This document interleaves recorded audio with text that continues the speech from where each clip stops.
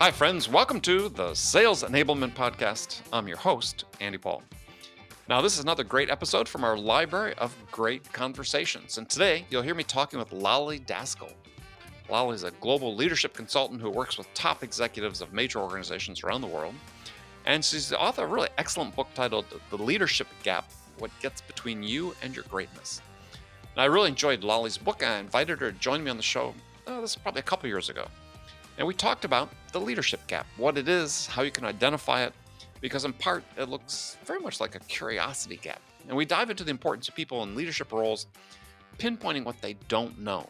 And Lolly shares how you can recognize leadership potential in people who refuse to be stuck in their ways, who are continuous learners.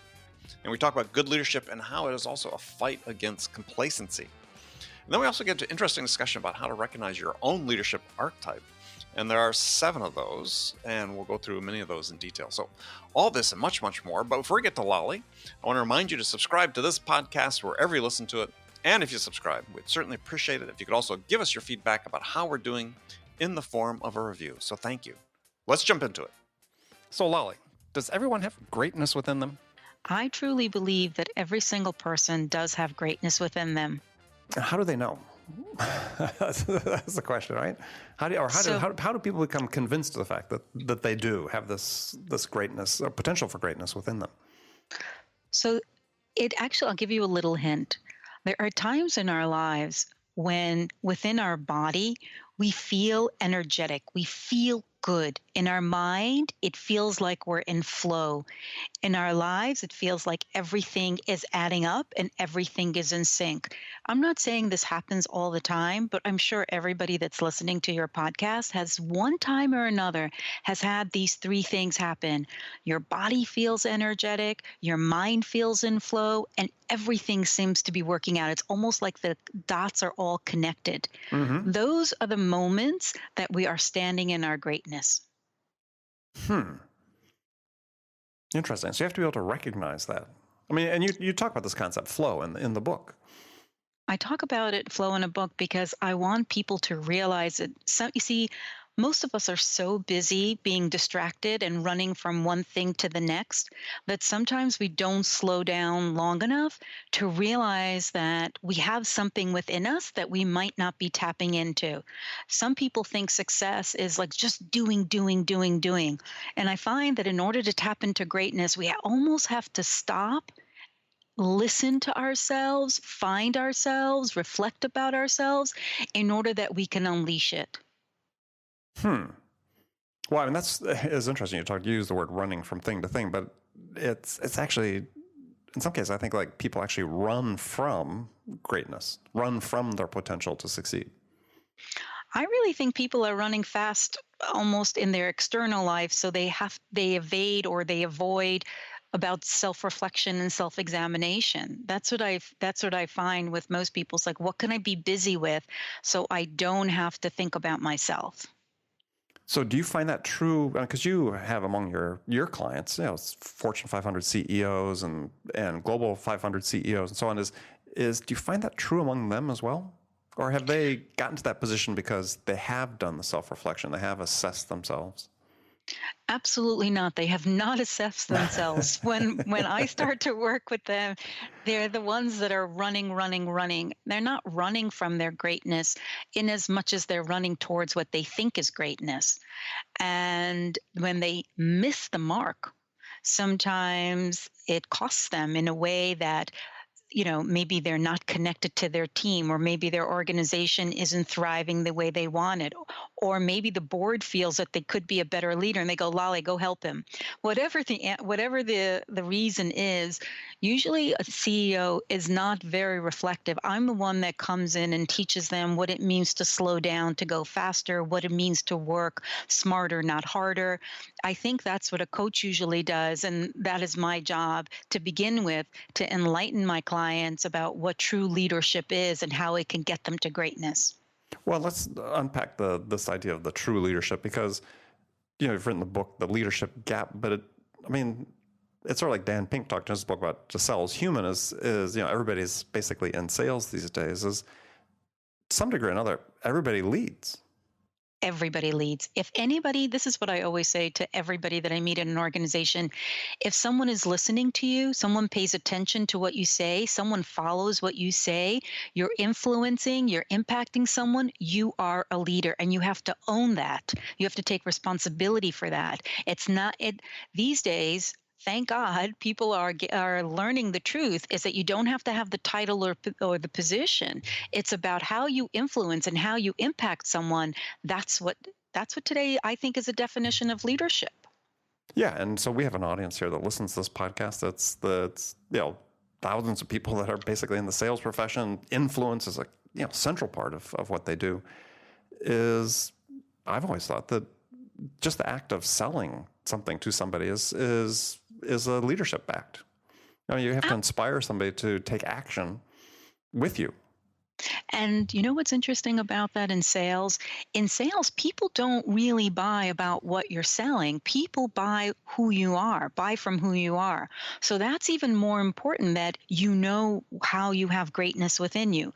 And when we talk about greatness, I want to just define that. This is not a concept of what I'm talking about ego. This is a concept of knowing your capabilities. It's knowing about your confidence. It's tapping into your integrity.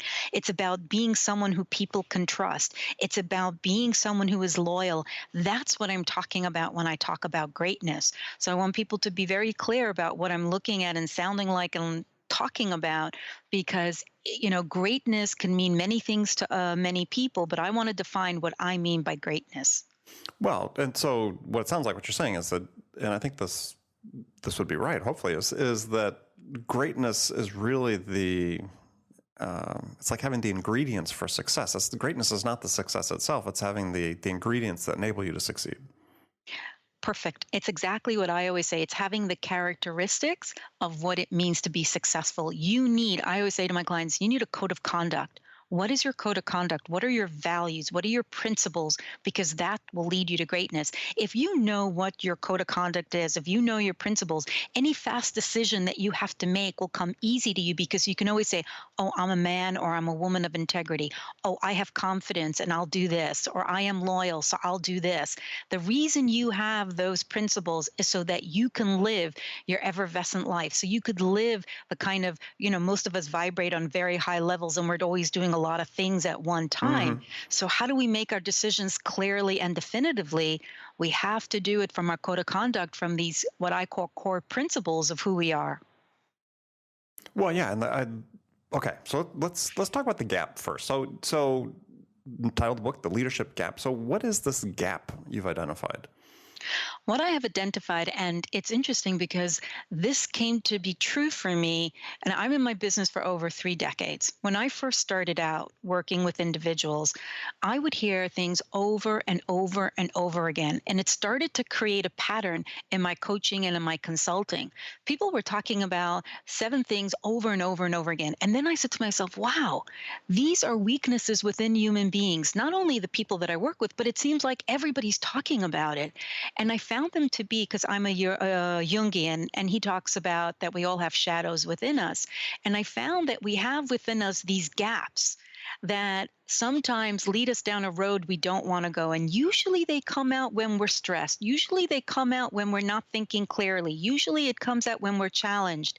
What I have found is, and I know we want to talk about the gaps, but I really want to stress this, is that within us, there is a polarity. Within us, we can be standing in our greatness or we can be leading from our gaps. And we have to be aware of the polarity within us, because then we can choose who we want to be. But within us, there's just as much weakness as there is greatness and strength. Yeah, I mean, you identified these 7 archetypes based on Jungian construct, Carl Jung, and each one is you identify it by its name. Let's say rebel, but on the other hand, at the other end of the spectrum, you said the other pole is the imposter, right? Yes. So each of those, you said, we fit somewhere. Sort of, we may embody one of these primarily, but we also have the opposite in us as well. We have both. We have the polarity within us because most people will talk about finding your strengths. Most people will do all these discs assessment and strength Hmm. finders, and they'll do Myers-Briggs and all of that. But what that does is it only talks about your strengths and how you can move forward. But I even know a leader that I coach, and she loves telling me how she's in woo from her strength finder. And I keep telling her that her woo is great, but it ends up costing her sometimes in her greatness because, she thinks she's charming, but she comes across as a manipulator, and people roll their eyes when she talks and they don't feel charmed by what she talks about. And so people need to realize that the same strength that you have sometimes can stop working against you, and they do end up costing you a gap. And you have to be mindful of this. Well, in this gap, I liken it based on reading the book is I called it a curiosity gap, right? Is that when you become, so you talk about, you give examples of leaders that they become self-satisfied, that they've learned all they need to learn, and they stop changing and evolving because they don't look inward. They don't think about who they are and these elements for greatness they need to have. Absolutely. And there are many, many stories in the book from across the world. You step into the offices, the intimate offices of Fortune 500 CEOs and into the boardrooms, and you get to understand that each one of these leaders, even though they've reached some great heights, they have gaps. And it's only through the awareness. Some people get it through coaching, some will get it by reading this book, and they'll recognize it within themselves. But it sometimes takes an outside force to ask the question, you are great at what you do, but are you really where you need to be? And sometimes the answer is, actually, a lot of times it's no. And then the question is, are you doing the same thing and expecting you now to grow to the next level? And if that is true, they won't get you there. You need to pivot. You need to transform. You need to look at your gaps and see if it's keeping you from who you want to be. Yeah, I mean, I have this favorite saying from this Italian playwright, Giuseppe Lampedusa, wrote this play called The Leopard back in the 50s. And the quote is, if we want things to stay as they are, things will have to change. And I always say, I don't know, I think that's fantastic, and I'm going to write that down.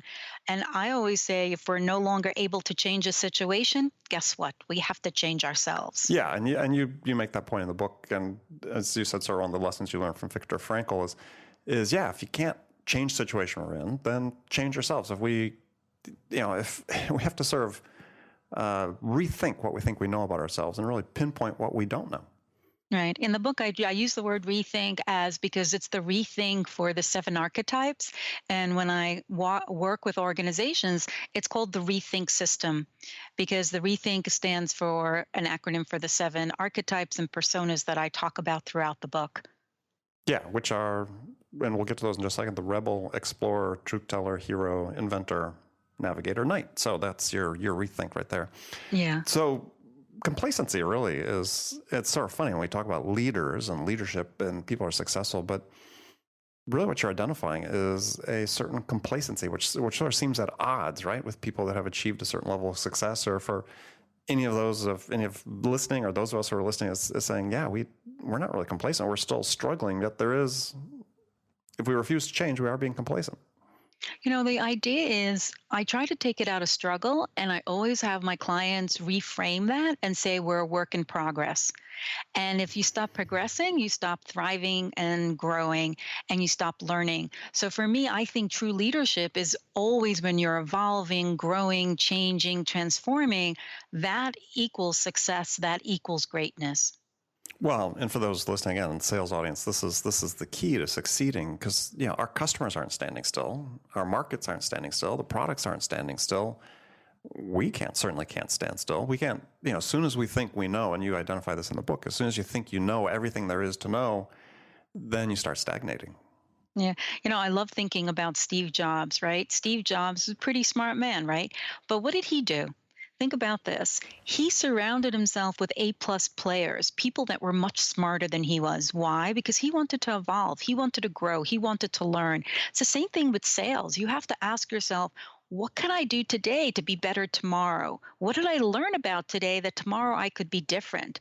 It's a ritual that most salespeople can say to themselves, because they can always be growing and always be evolving and always be learning. Yeah. Well, I mean, and you and I've had this conversation before. It's why I do this podcast, right? I every day I surround myself with someone smarter than me, and we have a great conversation, and it helps me continue to learn and evolve after decades in this profession. I'm never convinced that I know everything there is to know. No, I don't feel that either. That's why I read a book a day because I want to be learning something new every day so I could be growing and learning. And for me, that has been an amazing ritual.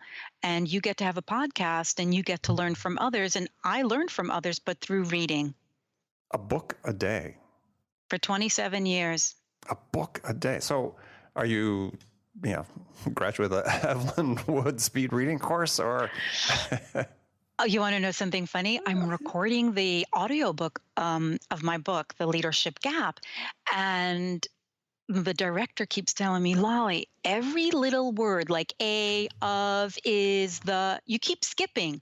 Why don't you read every single word in the sentence? And I think it comes from reading every morning. You don't where read prepositions. I don't. So here it is. That's the secret. I don't. I read a sentence, but I leave out those like to or there or they, and I just read the bigger words of the sentence just to get the gist of what it's trying to say. Kids, don't try this at home. Okay. But I can retain information that way. All right. So let's dig into these archetypes. So we described the 7 that, we all fit into one of these 7: the rebel, the explorer, truth teller, hero, inventor, navigator, knight, knight like in, knight of old days. So are any of these more prevalent than any of the others? So I want to rephrase what you said. And what I believe is that all of us have all of these archetypes within us. Do we tend to lean into something more than others? Yes, depending on what business you're in and what actually challenge that you're being faced with. But the truth is we have all of them. And because I believe we're whole people, and I believe that they show up in different kinds of ways. So you might be saying, oh, but I'm more like the rebel and I'm really not about the knight. But the knight is about loyalty. And how many times in your life, in your business, in your relationship and partnerships did loyalty come up? I think it comes up a lot. So we have to rethink. This is, again, we have to learn and reassess what we really think about these archetypes because they tend to show up more than we know. So as someone who's thinking about, leadership gaps and how we address these, then do they have to go through each 7? Or do they say, I'm primarily this, and I'm primarily a rebel, let's say, so I'm going to start here? So that's a great question because the trick about this system is that it's situational. So if you're a salesperson, you have to make a phone call. And let's say you have some really bad news to tell your clients and your customer. Mm-hmm. You need to be the truth teller. You need to tell the truth instead of the deceiver who comes across and creates suspicion. These archetypes are situational. Whatever is going on in the moment, we can choose which archetype to be so we can stand in our greatness instead of leading from our gaps. Maybe you'll need to be the hero, the one who's courageous with the client, instead of the bystander who's a coward because they're fearful. So it's really important to assess the situation because that's what these archetypes are. It's not that we lean in and we're only always the rebel. It is depending on our circumstances and our challenges, that's who the archetype we need to become.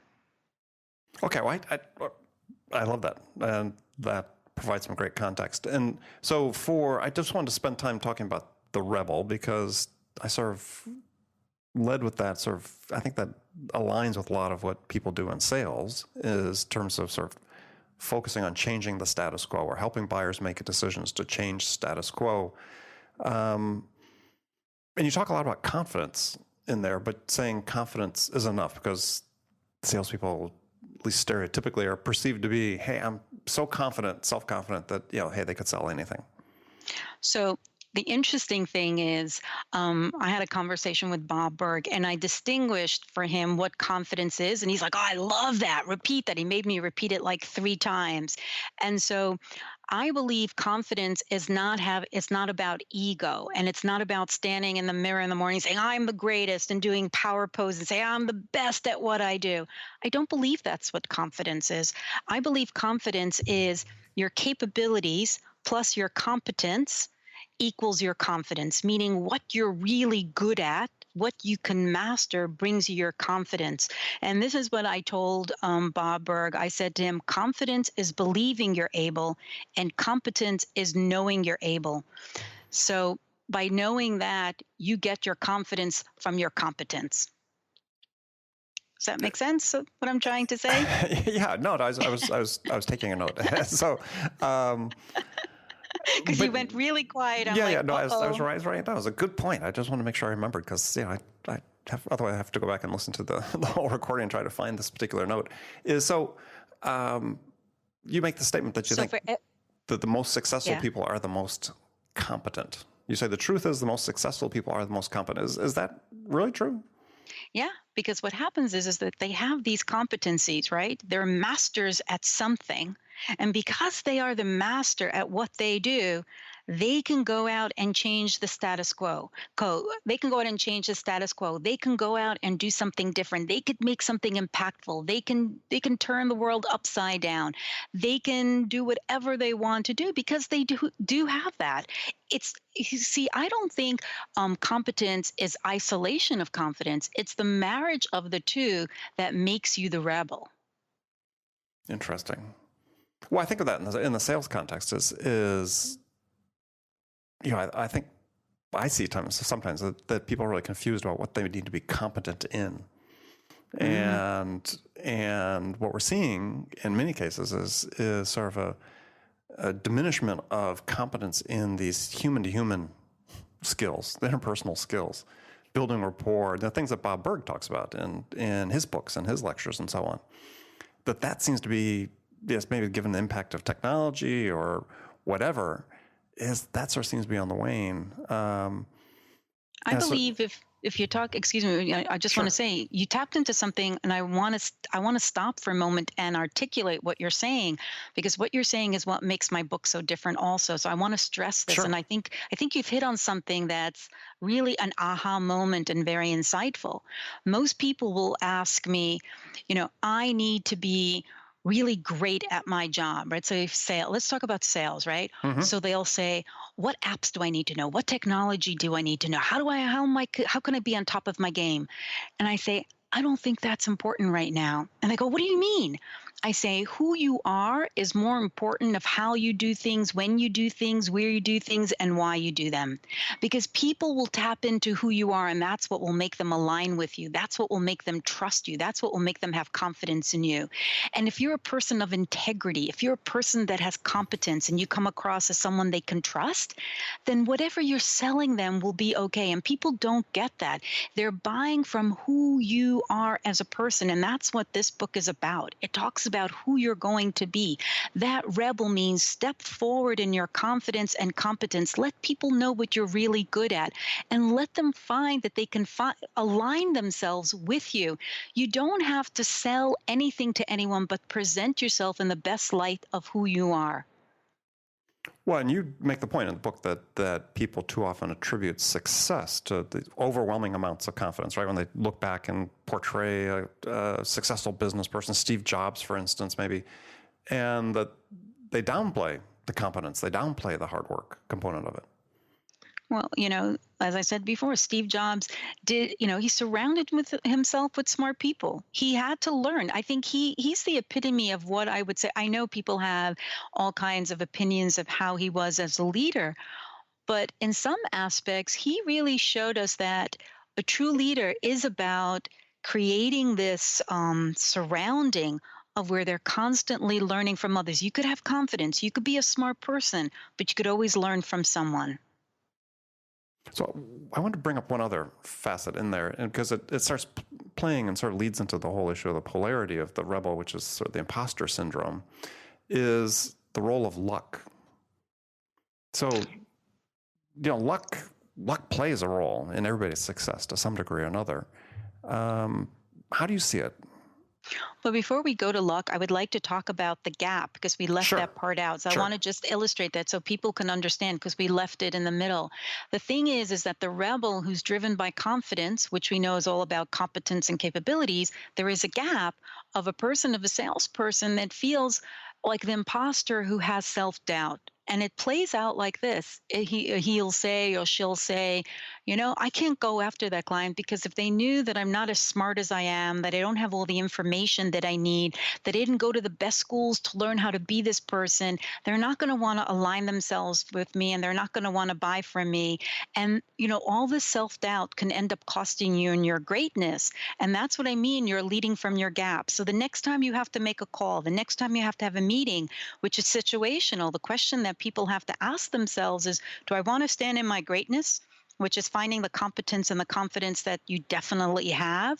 Or do you want to lead from feeling like an imposter who has self doubt? Because even if I don't believe in faking it until you making it because people pick up on that energy. They pick up Mm-hmm. on saying there's something wrong here, but I don't know what it is. Lead with who you are because what you have is good enough. And so that's what I was saying. It's situational. The next time you're afraid to do something, you have a choice who to be. And then I'll talk about luck. In Hebrew, luck is about being prepared at the right time, at the right place. I don't think luck is mystical or anything like that. It just means you've done a lot of hard work and then you had an opportunity and you recognize the opportunity as something you should take hold of. Mm-hmm. And so I think that's how people create luck. Many years ago, there was this book called The Law of Attraction, and it was like you think it and it will become it. And the truth is, that's great and good and fantastic, but I really believe that you have to create the opportunities, and that means doing the hard work Yep. and doing what you need to do in order to recognize those opportunities and circumstances where you can show up and call it luck. Yeah. I mean, my father always said, the harder you work, the luckier you get. Very smart father. Yeah. Yeah. I've always, and that's certainly been true in my career. I've always felt that opportunities present themselves, and then, as you said, is then being in the position to take advantage of them and recognize them and take advantage. Yes. So, one thing you'd said though is you talk about, being good enough is good enough, and I thought that was an interesting thing because especially if people are worried about sort of being a fraud, an imposter. The other way that you talk about is that perfectionists, right, thinking they're not good enough or not, and I think people suffer from that a lot of times, especially in sales. It's we have this thing where we think customers, and I think stems in some part from salespeople's perspective of perceptions of their customers, thinking they're trying to make the absolute best decision, and what their customers are trying to do is, like everybody in the world, they're trying to make a good enough decision to then go on to the next thing they have to do. Yeah. But, I suffer, or let me say, I try not to suffer from it as much. But in the very beginning, when I first started out doing what I'm doing right now, being a coach and a consultant, I wanted to be perfect. I thought perfect was a metrics that I should reach in order to be great. But then I found out very early on that perfect doesn't exist. It's not real. There's no such thing as perfection because the truth is we're human beings made out of our imperfections, right? We have these Mm-hmm. gaps, right? They do exist. And then I made this distinction Makes very this early interesting. on. Well, yes, we need the dark and the light, right? We Right. need both of us to be a whole person. But I found something interesting with the word perfection. And I felt that if I was going to grow out of that bad habit of trying to be perfect, what did I need to become? Because I would have this void, right? I can't say stop being perfect. So I found that if I told myself that, Lolly, you need to bring excellence to everything that you do, it would allow me to be myself more than having to be perfect. So now these days, and it's been a practice for a long time, is I ask myself, if you're striving for perfection, you won't get it. But if you're striving for excellence and you bring the best of what you have to offer, that should be good enough. And that's what I meant by the book. It's like the best parts of who you are should be good enough. I like that. I like that. So, sort of last question as we start nearing the end of the show here is so how do you cultivate? You talk about cultivating self-awareness and assessing your skills, for understanding where you are in the gap. How do you do that? I mean, what are some practical steps people can take to say, okay, I need to really think deeply about who I am? So, two things. Number one is to get a really great book called The Leadership Gap because it'll give you insight to who you Perfect are. recommendation. Who wrote that book? Lolly Daskal. It's only 30 years of her experience. And secondly, I believe that we do very well when we have a coach, when we have outside feedback, because we only know what we know. And even though we're inquisitive, we only can ask the questions of what we know about, right? Mm-hmm. So I think having someone look in with us, they can ask us. In the book, I call them navigators. They're very good at staring through a situation. They're very good at guiding us in open-ended questions. If you have somebody in your life that can not fix you, but ask you questions to go deeper, that would be great. So get a coach, read a great book, and do workshops, listen to podcasts. This is a great podcast. Listen to this wonderful podcast. Thank you. Then no, seriously, this can really, it's called accelerate. This can accelerate your life. It could reassess your life. Excellent advice. So that's an interesting question to end on is, you had lots of great quotes in your book. Do you have specific words of wisdom that you live by? Absolutely.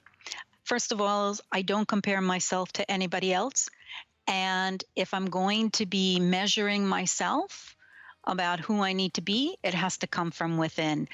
I find that if I'm busy comparing myself to others, I won't get anywhere. And if I find that if I'm only measuring about who I am and where I want to go, I can get further. And I think that most people don't realize this, but greatness lies within everyone. We just have to choose it. It's a destiny that is our choice, and we have to tap into it. Okay, friends, that's it for this episode. First of all, I want to thank you for taking the time to listen. I'm so grateful for your support of the show. And I want to thank my guest, Lolly Daskal, for sharing her wisdom with us today.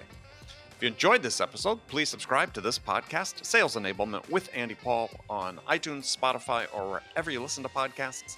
And if you could also leave us a rating or review, let us know how we're doing, well, we'd certainly appreciate that. You can do that all on your phone in less than a minute as soon as this podcast is over. So thank you for your help. And thank you so much for investing your time with me today. Until next time, I'm your host, Andy Paul. Good selling, everyone.